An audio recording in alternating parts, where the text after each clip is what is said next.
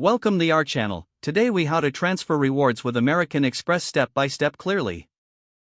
To begin the transfer process, log into your American Express account. Once logged in, navigate to the rewards section. Select the option for transfer points or transfer rewards. You'll see a list of available loyalty programs to transfer your points to.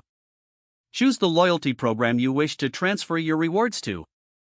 Check the transfer ratio for the selected program to ensure clarity. Enter the number of points you want to transfer.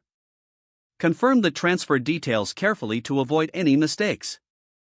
Once you're sure, click on the transfer button to proceed. A confirmation message will appear once the transfer is complete. Make sure to check your email for a confirmation of the transaction.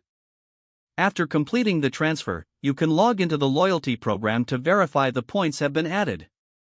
Be aware that transfer times may vary depending on the program. If you encounter any issues, contact American Express customer service for assistance. Now you're ready to enjoy the benefits of your transferred rewards. If the page does not load, refresh the browser or try again in a private or incognito window. Make sure you are using the correct email address, then retype it carefully to avoid small typos. If your password is not accepted, use the reset option and create a new strong password you can remember. Check your spam folder for verification or security emails, then complete any requested confirmation steps.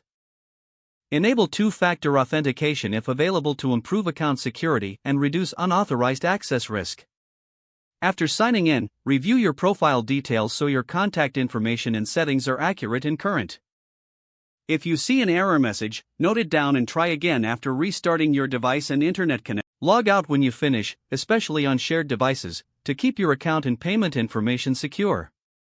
If the page does not load, refresh the browser or try again in a private or incognito window.